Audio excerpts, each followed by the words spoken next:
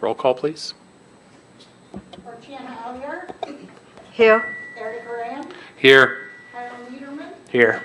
Lisa Roman, Here. John Maston. Let's take a moment of silent prayer or private reflection.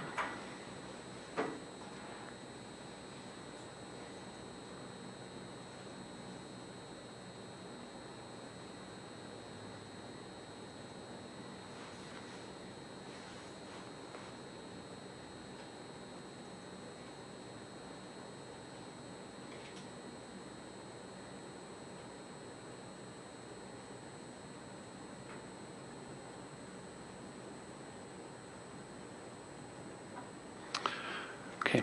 Will you join me in the Pledge of Allegiance? I Pledge allegiance to the flag of the United States of America and to the republic for which it stands, one nation, under God, indivisible, with liberty and justice for all. Next up is the approval of the agenda for today. Do I have a motion to approve? I'll make a motion to approve. I'll second. Hiram Lederman, Yes. Lisa Roman, Yes. Roxanne Alliar, Yes. Eric Graham, Yes. That moves us to 3.1, business services. Thank you, Mr. Vice President, members of the board. Today it seems to be tradition now where we bring Mr. Lazan up to the front of the board and present kind of the progress of the audit to this point. They began months ago. They will continue on for weeks, if not a month or so after this. They have much work that they have already performed and will continue to perform. The staff of the business department is customary for them to be in here as well because of what you see. The highlights are in appreciation and recognition to them for their hard work. Anything that may not be a highlight falls upon my desk, so I gladly accept anything that comes our way as far as areas of improvement or growth. In meeting with Mr. Lazan before, as we do every year, I believe the district is continuing to progress in the right direction. So I will turn the time over to Mr. Lazan to go through his PowerPoint and to discuss what they're seeing thus far in the audit and trends that they see throughout the state as well. All right. Hopefully the sound works pretty good. Okay. My name is Michael Lazan. I'm the audit partner with Heinfeld Meach. We are the district's independent auditors hired through the RFP process to perform the different audits that are required by the state of Arizona, by the federal government, and overall, the financial side is required under GAAP, presentation of the financial statements. I'll just give a little history on our firm. Like I said, I'm with Heinfeld Meach. I'm out of the Flagstaff office. Our firm has been in business doing school district audits for 35 years. We've performed, getting close to 4,000 audits here. This is our specialty, is performing audits for governments and nonprofits. So, like I said, the financial side, easily you can kind of look at the numbers and determine that are they being presented materially correct? Is there support for revenues, cash, debt, all the different numbers in the financial statements? Federal compliance, because the district gets and expends more than $750,000 in federal awards, we're required to look at your federal compliance, ensuring that the federal grants that we're testing, and they vary each year, are being spent in accordance with federal requirements, and there's even a compliance portion of it saying, okay, making sure you have certain things in place. And so for this fiscal year, for fiscal year 21, we looked at Title I, ESSER 1 and 2, that got combined into one federal program, and then the coronavirus relief funds, which came through the governor. So those are the three programs we looked at for fiscal year 21. And then next year, we'll rotate in another program as well, and most likely have to test the ESSER funds again because number 3 is coming out too. So the final area we look at is USFR compliance. This is a Uniform System of Financial Records.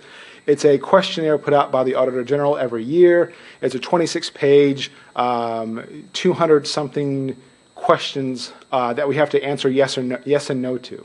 So a lot of the findings we end up with don't always seem like, well, why do you get so focused on submitting a report on time or looking at student activities?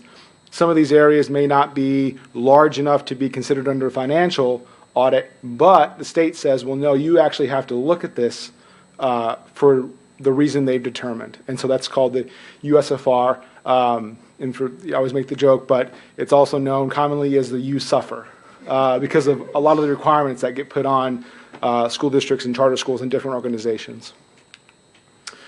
So the areas we looked at, USFR compliance, we came out, this is our second visit, so we were out here earlier in September, and now we are finishing up the site in October, as far as the visit goes. So these are the main areas that we kind of focused on. I won't go through all of them. I talked about the compliance, the federal programs we looked at, and so again, each federal program has a list of compliance requirements that the federal government says you have to look at these certain things. And part of that is even eligibility with Title I, making sure that the title schools and non-title schools are getting their appropriate amount of funding, looking at payroll disbursements. And so the good news there, and Michelle Yuso was very helpful in providing a lot of information in this area. There were no findings for federal compliance purposes. So that's great. The biggest kind of number area is going to be financial statements. And so that has to do with testing disbursements, payroll, looking at cash, revenues, capital assets, all these different areas that get presented into the financial statements. And so within the next, I'll say, month or so, assuming we can kind of get everything wrapped up with what's on the to-do list, we'll be giving you back what's called the annual comprehensive financial report. It's a 50-page financial statement report. It lays out in detail all of the activity of the district, and then that will be the financial portion of the audit. And so I do want to thank Mike Murray and all of the staff because what our responsibility is essentially 3 pages in the report. It's our opinion. It's detailing what we did and talking about the opinion we're going to give on the financial statements. The good news is at this point, I see no reason why you won't receive an unmodified opinion for both federal compliance and financial statement purposes, which is the highest opinion we can give. So it's a great job on the district side. I don't anticipate any major findings being reported within the financial statement or single audit sections of the report. Mainly the findings we have are all considered under the USFR. And these are going to be the smaller findings we're going to go over in some detail. And I think Mike might interject a few times as well, talking about some areas that they've already put new procedures in place, or they're getting ready to do some things in response. And obviously, if there's any questions, please let me know. I'll be happy to answer. Okay, so the first area is student attendance. Again, one of those areas where not a typical audit area, but under the USFR, we're required to look at. What we do is we test a sample of different students from different schools, looking at the supporting documentation that's on file for those students. And so in this case, for under attendance, for 2 of the 10 entries reviewed, the district did not maintain adequate verifiable documentation of Arizona residency. Chances are all the kids you enrolled at your district are 100% Arizona residents. However, the state has put in this is a requirement that was put in about 4 or 5 years ago, I'd say, where now you have to get some kind of verifiable documentation and then maintain that on file for every year the student is in your schools. And this came out of a case up on the reservation where you had some kids kind of crossing the border from New Mexico and coming into Arizona, and so this requirement became applicable for everyone. I'm not sure if anybody's taken a boat over to the school here, but that is the possibility, I guess. And then for 1 of 10 withdrawals selected, the date per the computerized attendance system did not agree to the date of the withdrawal form. Not a major finding either, but just something that we're required to look at. One of the areas where the Auditor General has really been putting requirements into place is over information technology, IT. This is kind of the biggest area of concern. There's been quite a few districts in the state who've been hacked. My district, where my kids go to school, was hacked. And so, this is kind of the area where people are focusing on. So one of the requirements of the USFR is having a disaster recovery plan in place, and there are certain required elements that are laid out in what has to be included in the plan. And the plan was missing some of those elements. In addition, you're required to perform a test of the disaster recovery plan. It doesn't have to be an actual crash the system and see what happens kind of test, but it's more of an exercise of going through how would the district respond if everything got hacked or everything got taken down. And so it's more of an exercise the district is supposed to walk through and document that they walk through each fiscal year. One of the newest requirements in the USFR is what we've all probably known and probably hate is the idea of multi-factor authentication. So every time you log into your bank account, I'm sure you have to get a text or get an email or click on palm trees or whatever they're doing these days. But currently none of the district software is set up to have this multi-factor authentication.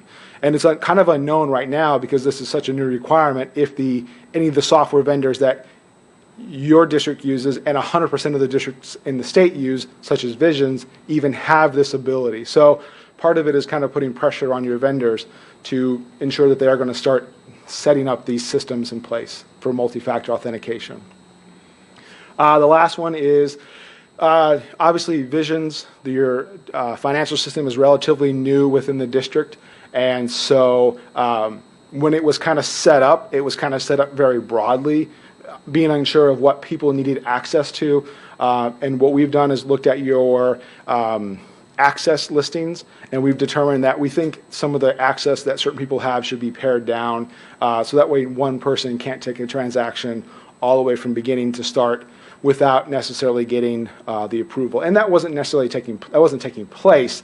It's just the fact that somebody could maybe create a person and then process a payroll. So we recommend just having some breaks, and I think Mike's already addressed some of that. Yeah, that's already been addressed. Okay. And then we have all the findings that you'll see today. We have talked with all of the responsible people in those departments, and so they're aware, and so I think IT is aware of some needed recommendations or new policies that might be put into place. The next one has to do with transportation. Again, one of those requirements. It would make sense if you just picked a day to say, this is how many kids we have on the bus, and we're going to count them that day, but the state has a requirement that you have to use a minimum of 25 days to calculate the number of eligible students for reporting for the transportation route report. And so this last year, we essentially the 100th day got picked, and then not an average of 25 days. You can use 100 days, but you just can't use one day. You have to use a minimum of 25 days. This last one, we'll have to make a note on the USFR and the checklist we fill out. Unfortunately, this is a recent finding, but due to some illnesses in the business office, there was a slight delay in the AFR being submitted timely to the CSS. This next one has to do with procurement. Again, just an area that we focus on, the state has really put some emphasis on. So there are ranges within the procurement code. So 10,000 to 99,999 cents. You have to do what's called written quotes, at least 3 written quotes on file. Over 100,000, you have to do a sealed RFP procurement. So for 2 of the 10 purchases that we looked at within the written quote range, the district did not retain the 3 written quotes. One of the ways that districts have normally said, okay, well, I'm not going to do the procurement on this necessarily, I'm going to use a cooperative because the cooperative has already done the work for me. I can just hop on the cooperative Mojave, save, different ones like that. And so for two of the, but what the state has done now is said, well, let's take that back. If you're going to use a cooperative, you have to do an additional step. You still have to do a written determination that the price you're paying is fair and reasonable. You have to basically justify why you're making that purchase from the cooperative. It used to be you could just pick a cooperative, say I'm using the cooperative, and that's it. The state is now making you do an additional step because maybe the cooperative is not the best price, or maybe it's not the best service, but it allowed me not to do procurement. So the state has just put some additional requirements in, and so for most of the purchases the district did, you had the requirements in place, the written information, but for these two purchases from these two cooperatives, that was not in place. And then the last one for procurement has to do with emergency purchases. There are certainly times where things come up and you just got to get it. You know, got to fix the plumbing. In the case of COVID, there's a lot of emergencies that happened. You have to do an additional step. It's a written determination justifying why procurement was not required, why the emergency was needed. The next couple of areas have to do with, I say disbursements, but really some of these don't touch on your typical disbursements. They touch on some of the minor items that the district deals with. Revolving account, this is the ability for the district to just, something small that doesn't require a purchase order that needs to be paid immediately. You can use what's called the revolving fund, but there are certain requirements on what can be used out of that bank account. And so for 2 of the 5 disbursements reviewed, the expenditures are not allowable for that account. They were allowable for the district, just not allowable for that bank account. For 3 of the 5 student activities disbursements reviewed, this is where the students have raised money, they're spending it, but they're supposed to turn into the district a support saying, oh, we had our vote, our school club met, we had a vote, we said we're going to spend the money on a pizza party, whatever it is, and so you just have to maintain that supporting documentation for the student approval. And so for 3 or 5 of those cases that we looked at, there was not the supporting documentation on file. And then another requirement of the USFR is employees using the district credit card have to clearly identify themselves on the receipt, writing their name, some sort of sign-in, sign-out log. And in this case, for 1 of the 5 credit card purchases reviewed, the employee making the purchase was not clearly identified. Okay, so are there any questions on the findings that we had so far? Yes. For the student activities component, a lot of the student clubs don't take minutes per se during their meetings.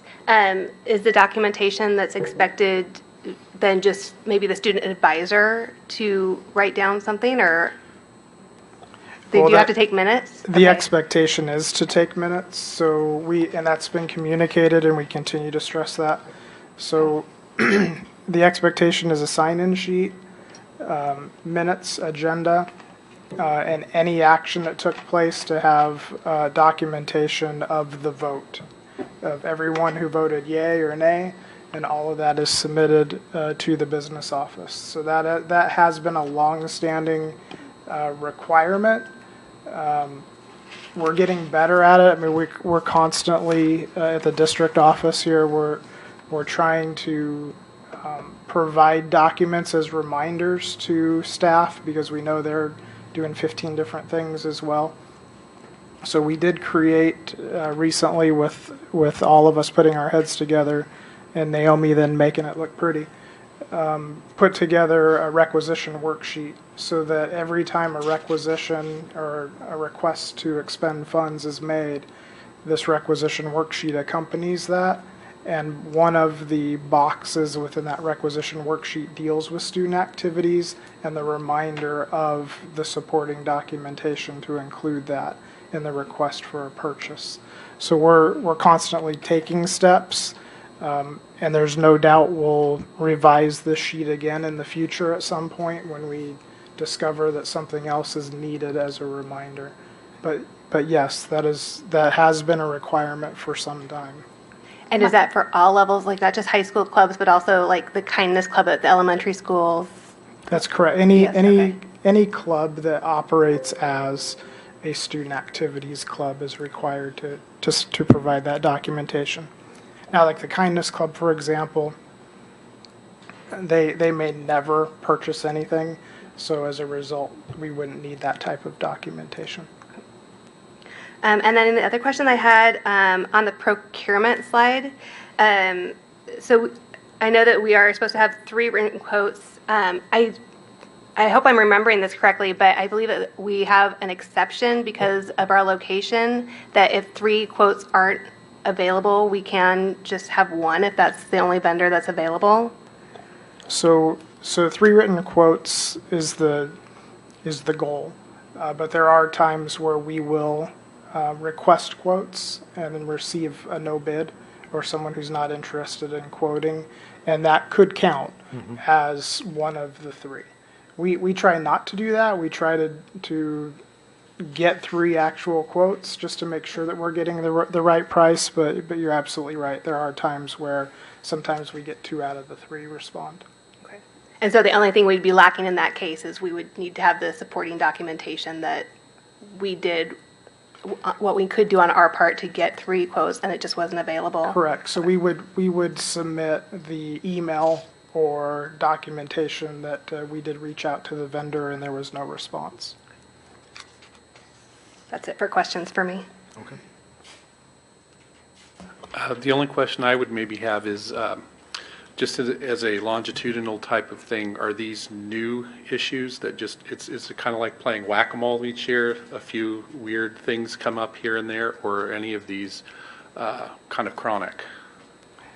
There are some things that just seem to never fall off of this presentation. For example, we work a lot with sites at the school site level. And again, when you have an administrative assistant who has the phone ringing and people coming through the front door and they're trying to record documentation that that a student withdrew, and it just so happens that the withdrawal date doesn't match the form. Those types of things happen. I am happy to say, or pleased to see that those numbers have come down. We've seen them before as high as 5 out of 10, which is something that when that happens, we did a number of years ago implement through their hard work of going to the sites and performing mini audits. So that's something that we'd like to try to get back into doing once things calm down a bit. That seemed to have helped, and I think that's why you see the 2 out of 10 or 1 out of 10 sample now versus a 4 or 5 out of 10.